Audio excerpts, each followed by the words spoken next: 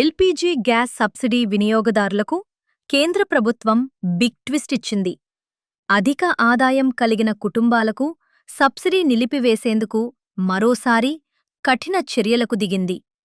వార్షిక ఆదాయం 10 లక్షల రూపాయలు దాటిన వారికి ఎల్పీజీ సబ్సిడీని రద్దు చేసేందుకు కీలక చర్యలకు దిగింది.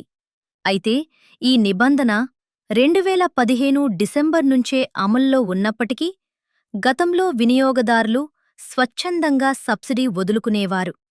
కాని ఇప్పుడు ఆయిల్ మార్కెటింగ్ కంపెనీలైన Indian oil, Bharat petroleum, Hindustan petroleum సంస్థలు నేరుగా ఆదాయపు పన్ను శాఖ ఇన్కమ్ ట్యాక్స్ డిపార్ట్మెంట్ నుంచి సమాచారాన్ని సేకరిస్తున్నాయి. పాన్ కార్డ్ డేటా ఆధారంగా ఎవరి ఆదాయం నిర్ణీత పరిమితికి మించి ఉందో గుర్తించి వారి సబ్సిడీని తొలగించేందుకు జాబితాలను సిద్ధం చేస్తున్నాయి.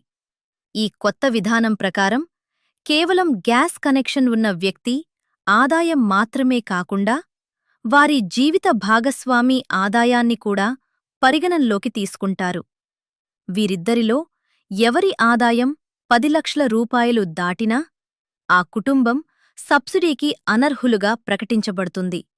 ఇప్పటికే వేలాది మంది వినియోగదారులకు వారి మొబైల్ నెంబర్లకు హెచ్చరిక సందేశాలు SMS అందుతున్నాయి.